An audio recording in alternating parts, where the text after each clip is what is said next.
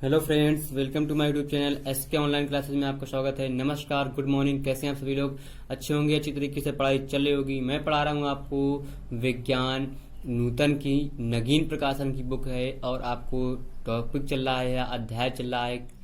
First chemistry पढ़ाई जा रही है, रसायन विज्ञान पढ़ाई जा रही है, आपको रासायनिक अध्ययन हो रहा है। आप लोगों को मैंने आपको प्रीवियस वीडियो में आपको बताया था, अध्याय नंबर 1 में रासायनिक क्रियाएं एवं अभिक्रियाएं बताई थी। अभिक्रियाएं कितने प्रकार की होती है आपको रिवीजन बता दे रहे हैं फिर से आप लोगों को। अभिक्रियाएं 2 प्रकार की होती है, न्यूक्लियर होती है, एक रासायनिक होती है। फिर रासायनिक समीकरण बताया था, फिर रासायनिक समीकरण के प्रकार बताए थे। वो प्रकार मैंने आपको 5th नंबर तक बता दिए थे आप लोगों को, और इसके आगे थोड़े से टाइप्स और दिए हुए हैं, तो वो भी टाइप्स आपको पढ़ना है। तो ठीक है, तो चलते हैं। शुरू करने से पहले आप लोगों से रिक्वेस्ट है कि आप लोगों से ये बताना चाहूंगा कि अगर जिन लोगों ने अभी भी यूट्यूब चैनल को हमारे सब्सक्राइब नहीं किया तो सब्सक्राइब कर लीजिए, साथ ही साथ बेल आइकन को भी दबा दीजिएगा, जिससे आपको लेटेस्ट नोटिफिकेशन वीडियो आपके मोबाइल पर पहुंच जाएगी, तो आप वहां से उसका लाभ उठा सकते हैं। तो अच्छे से पढ़ते रहिए, एंजॉय करते रहिए और देश का नाम रोशन करते रहिए। तो चलते हैं, रासायनिक अभिक्रियाओं के प्रकार में मिलते हैं आपको। आगे देखिए, टॉपिक है आपका कौन सा? 6। थोड़ी राइटिंग का इशूज है, तो आप लोग थोड़ा सा एडजस्ट कीजिएगा। मैं बोलता हूँ, आप लोग लिखिएगा, उसके बाद वीडियो पॉज कर देंगे। मैं बोल दूंगा तो आप लोग आराम से वीडियो पॉज करके आप लोग देख सकते हैं, उसकी नोट्स बना सकते हैं। लेकिन आप लोग प्रॉपर नोट्स जरूर बनाइएगा। अभी बहुत समय है, आपको जनवरी के फर्स्ट वीक से आप लोगों को सोल्यूशन स्टार्ट हो जाएगा। आप लोगों को विद्या, आप लोग क्वेश्चन बैंक ले चुके होंगे, हमको ये लगता है। इन क्वेश्चन बैंक आपको पढ़ना कैसे, किस तरीके से पढ़ना है, वो भी मैं आपको बताऊंगा। पढ़ना बताऊंगा, लिखना बताऊंगा, सोल्यूशन पेपर, मॉडल पेपर आपको यहीं पे सॉल्व कराऊंगा, वो भी आपको दिखेगा कैसे सॉल्व करना है। ठीक है, अब लिखा है वियोजन अभिक्रियाएं, डिसोसिएशन रिएक्शन। वै उत्क्रमणीय अभिक्रिया, वै उत्क्रमणीय अभिक्रिया जिसमें किसी पदार्थ के अणु 2 या 2 से अधिक सरल अणुओं में विभाजित हो जाते हैं। मतलब वै उत्क्रमणीय अभिक्रिया जिसमें किसी पदार्थ के अणु 2 या 2 से अधिक सरल अणुओं में विभाजित हो जाते हैं, वियोजन अभिक्रियाएं कहलाती हैं। क्या कहलाती हैं? वियोजन रिएक्शन कहलाती हैं। मतलब है हमारा क्या, वै उत्क्रमणीय अभिक्रिया जिसमें किसी पदार्थ के अणु 2 या 2 से अधिक सरल अणुओं में विभाजित हो जाते हैं, वियोजन अभिक्रियाएं कहलाती हैं। जबकि संयोजन अभिक्रिया बराबर हमारा उत्क्रमणीय अभिक्रिया होता है। यदि वियोजन अभिक्रिया ऊष्मा के प्रभाव से संपन्न होती है तो उसे ऊष्मीय वियोजन कहते हैं। ऊष्मीय वियोजन के क्या उदाहरण कैसे लिखा हुआ? फास्फोरस पेंटाक्लोराइड को PCl3 + Cl2 में चेंजमेंट कर देते हैं, वही हमारी क्या होती है, हमारी जो वियोजन अभिक्रिया वही होती हैं जो हमारी क्या होती हैं, उत्क्रमणीय अभिक्रिया होती है। सेम दोनों एक सी होती हैं, एक सी डिफिनीशन आपको लिख देना है। मतलब क्या, रिवर्सिबल का साइन होगा और दोनों एक समान होंगी। मतलब इधर से भी और इधर से भी दोनों तरफ से हम ऊष्मा के प्रभाव में रिएक्शन कर सकते हैं। जो बनाई है उसको पुनः दोबारा उसी फॉर्मेट में बना सकते हैं, या उससे बनी हुई चीज नए फॉर्मेट में भी हम बना सकते हैं। फिर लिखा अमोनियम क्लोराइड NH4 लिखा हुआ है, अमोनियम क्लोराइड NH4Cl, रिवर्सिबल का साइन लगा हुआ है उत्क्रमणीयता का, और अमोनिया प्लस हाइड्रोक्लोरिक अम्ल बन जाएगा, और हाइड्रोजन आयोडाइड को हाइड्रोजन और आयोडाइड में अलग अलग हो जाती है। ये हो गई आपकी क्या, वियोजन अभिक्रिया।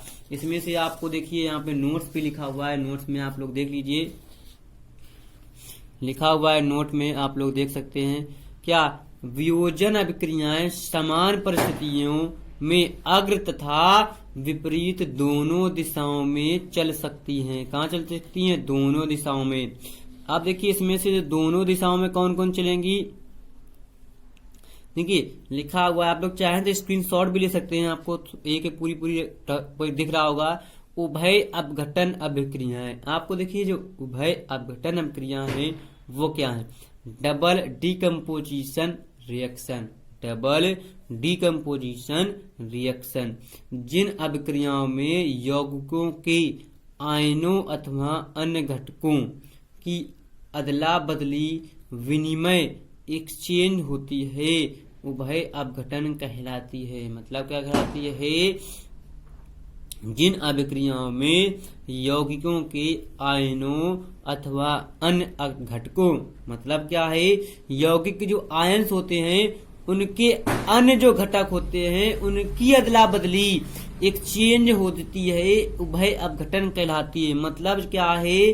सिल्वर नाइट्रेट के साथ में कोई दूसरा घटक हमारा इसी के साथ लग के मिल जाए या सोडियम क्लोराइड के साथ में कोई दूसरा बन जाए, वो हमारा क्या कहलाता है? उभय अपघटन अभिक्रिया कहलाती है। समझना है आपको, ठीक है। अब देखिए लिखा है उदाहरण, सिल्वर नाइट्रेट और सोडियम क्लोराइड में जब रिएक्शन मिल गई हमें सिल्वर के साथ, इसके साथ कोई दूसरा सिल्वर क्लोराइड बन गया, सोडियम क्लोराइड के साथ क्या? सोडियम नाइट्रेट बन गया।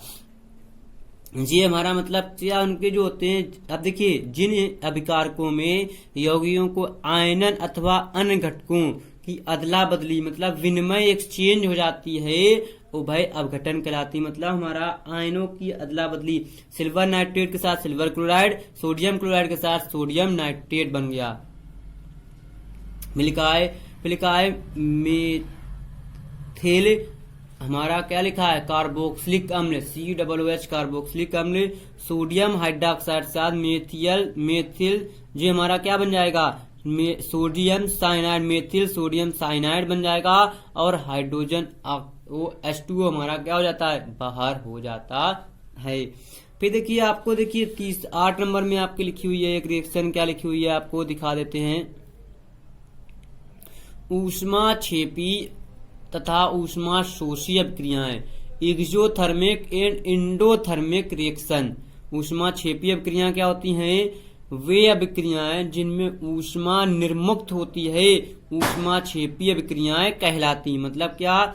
वे अभिक्रिया जिनमें ऊष्मा हमारी क्या निर्मुक्त मतलब मुक्त होती है ऊष्मा क्षेपी अभिक्रियाएं कहलाती। उदाहरण, ग्रेफाइट कार्बन का एक रूप है को वायु में जलाने पर निम्नलिखित अभिक्रिया होती है। क्या होती है?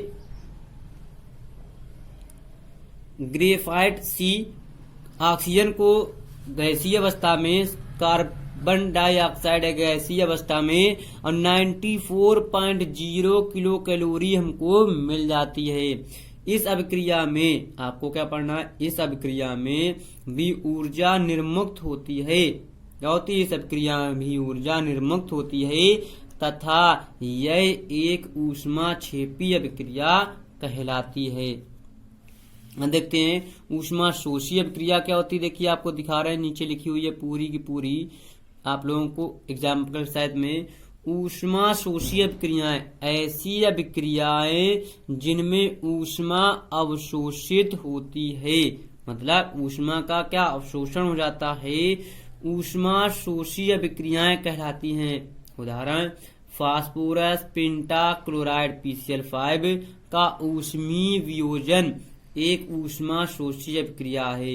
फास्फोरस पेंटाक्लोराइड गैस की अवस्था में होता है, ऊष्मा से रिएक्शन करते हैं तो फास्फोरस ट्राइक्लोराइड अलग गैस में मिल जाता है और क्लोराइड गैस अलग बन जाती है। दूसरा एग्जांपल है इसमें आपके पास, ठीक है, ये जल वाष्प तथा कार्बन की अभिक्रियाओं से जल गैस का निर्माण एक ऊष्मा शोषी अभिक्रिया है। क्या है? कार्बन मोनोऑक्साइड और H2O को एक गर्म ऑक्सीजन से हमारी निर्माण एक ऊष्मा शोषी अभिक्रिया। जैसे लिखा है हमारा ग्रेफाइट मतलब कार्बन को हाइड्रोजन से 131.4 किलो जूल कैलोरी के साथ रिएक्शन करने पर कार्बन मोनोऑक्साइड प्लस H2O हमारा बाहर हो जाता है। अब आपको दिखाते हैं इसका आगे वाला पार्ट पे चेंज कर दिए हैं। अब आपके पास देखिए 9 नंबर पे एक रिएक्शन आ गई है। क्या टाइप्स है? जो आपका लास्ट टाइप है हमारी रासायनिक अभिक्रियाओं के कितने होते हैं? 9 टाइप से हमारी रिएक्शन होती हैं। ठीक है, अपचयन और उपचयन अभिक्रियाएं, रिडक्शन एंड ऑक्सीडेशन रिएक्शन, ये इसका जो ब्रीफ एक्सप्लेनेशन है आपको फर्स्ट ईयर में पढ़ना पड़ेगा। केमिस्ट्री में आपको बहुत अच्छे से यहाँ पे सिर्फ आपको बताया गया है रिएक्शन कैसे, तो वहाँ पे किस प्रकार से कैसे संभव है ऑक्सीडेशन रिएक्शन की, क्या न्यूमेरिकल आते हैं, एग्जाम्पल आते हैं, सोल्यूशन है, रिएक्शन कैसे संतुलित होती है, वो सभी चीजें आपको बताई गई हैं। अब देखिए अभिक्रिया के समय किसी पदार्थ में ऑक्सीजन की वृद्धि, अभिक्रिया के समय किसी पदार्थ में ऑक्सीजन की वृद्धि होने को उसका अपचयन ऑक्सीडेशन कहलाता है। मतलब अभिक्रिया के समय अगर ऑक्सीजन में वृद्धि हो गई है तो वो क्या अपचयन अभिक्रिया कहलाता है। किसी पदार्थ में ऑक्सीजन का ह्रास मतलब होता है कमी होने पर उसका अपचयन हमारा क्या रिडक्शन कहलाता है। ये हमारा उपचयन कहलाता है जब ऑक्सीजन की वृद्धि हो जाती है, और जिसमें ऑक्सीजन की कमी हो जाती है वो हमारा क्या होता है ऑक्सीडेशन कहलाता है, मतलब हमारा अपचयन कहलाता है। उदाहरण देखिए आपकी स्क्रीन पर जीरा। उदाहरण नंबर लिखा हुआ है, कॉपर चूर्ण को गर्म करने पर उसकी सतह काली पड़ जाती है। कॉपर ऑक्सीजन के साथ मिलकर कॉपर ऑक्साइड बनाता है। क्या बनाता है? कॉपर ऑक्साइड बनाता है।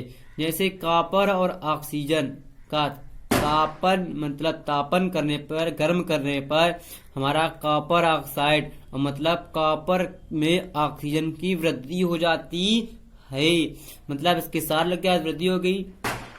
यदि इस गर्म पदार्थ के ऊपर हाइड्रोजन गैस प्रवाहित की जाए तो सतह की काली परत भूरे रंग की हो जाती है। कैसे?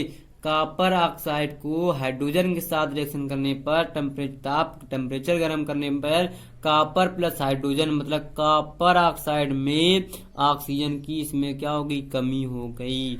वो हमारा क्या कहलाता है? हमारा जिसमें हाइड्रोजन की कमी ऑक्सीजन की कमी होती है वो हमारा अपचयन कहलाता है। जिसमें हाइड्रोजन की अधिकता होती है वो हमारा क्या कहलाता है? उपचयन कहलाता है। अब उदाहरण नंबर आपको दिखाते हैं, इसी का सेकेंड। अगर नहीं समझ में आया तो आप लोग एक और देखिए। लिखा है, यदि कॉपर ऑक्साइड का अपचयन हुआ है। क्या? यदि कॉपर ऑक्साइड का अपचयन हुआ है किंतु हाइड्रोजन में ऑक्सीजन की वृद्धि होने से, क्या होने से? वृद्धि होने से H2O बनता है, मतलब वाटर बनता है, अर्थात हाइड्रोजन H2 का उपचयन हुआ है। इस प्रकार की अभिक्रिया को उपचयन, अपचयन अथवा रेडॉक्स अभिक्रिया कहते हैं। अगर आपको रेडॉक्स रिएक्शन पूछ लिया जाए, रेडॉक्स अभिक्रिया की परिभाषा लिखिए या रेडॉक्स अभिक्रिया का एग्जाम्पल लिखिए, तो वही जो हमारा उपचयन अपचयन एक साथ हो जाता है वो हमारा रेडॉक्स अभिक्रिया कहलाती है। जैसे जिंक ऑक्साइड को कॉपर के साथ गर्म करने पर हमारा जिंक अलग हो जाता है और कॉपर हमारा CO कोबाल्ट हमारा अलग हो जाता है। इस अभिक्रिया में जिंक ऑक्साइड का अपचयन हुआ है और ऑक्सीजन की कमी तथा कॉपर का अपचयन हुआ है और क्या? ऑक्सीजन की वृद्धि। कॉपर के साथ देखो ऑक्सीजन लग गया और जिंक ऑक्साइड के साथ जिंक, तो जिंक हमारा क्या हो गया? जिंक ऑक्साइड का क्या हो गया? हमारा इस पे जो हो गया इसके साथ में हमारा क्या हो गया? अपचयन हो गया, और इसके साथ में क्या हो गया? हमारा उपचयन हो गया। मतलब इस पे हमारे क्या ऑक्सीजन की क्या हो गई? वृद्धि हो गई, और इस पे ऑक्सीजन की हमारी क्या हो गई? कमी हो गई। समझ पाए? हमारा दोनों एक साथ जब हो जाता है तो वो हमारी क्या बन जाती है? रेडॉक्स रिएक्शन बन जाती है। ये देखिए आपके पास रेडॉक्स रिएक्शन बन जाती है। तो ये था आपका चैप्टर नंबर फर्स्ट, जो आपको 2 वीडियो में समाप्त किया गया है, बड़े बड़े लॉन्ग वीडियो बना के। इसी वजह से आप इस वीडियो को पॉज करके दोबारा देखिएगा। अगर समझ में ना आए, एक बार ना आए तो 2 बार देखिएगा। दोबारा 110% आपको समझ में आ रहा है। जब ना समझ में आए तो आपको बताइएगा, आपको फिर से दोबारा बता दिया जाएगा। तो अच्छे से पढ़ते रहिए। आप लोगों से मैं रिक्वेस्ट करूंगा कि अगर अभी भी आप लोग हमारे YouTube चैनल पर नए हैं, अभी तक चैनल को आपने सब्सक्राइब नहीं किया है तो सब्सक्राइब कर लीजिए, साथ ही साथ बेल आइकन को भी दबा दीजिएगा, जिससे आपको लेटेस्ट नोटिफिकेशन की वीडियो आपके मोबाइल पर पहुंच जाएगी, तो आप वहां से उसका लाभ उठा सकते हैं। तो कल फिर मिलते हैं, नए जोश, नए एनर्जी, नए उत्साह के साथ। Bye bye.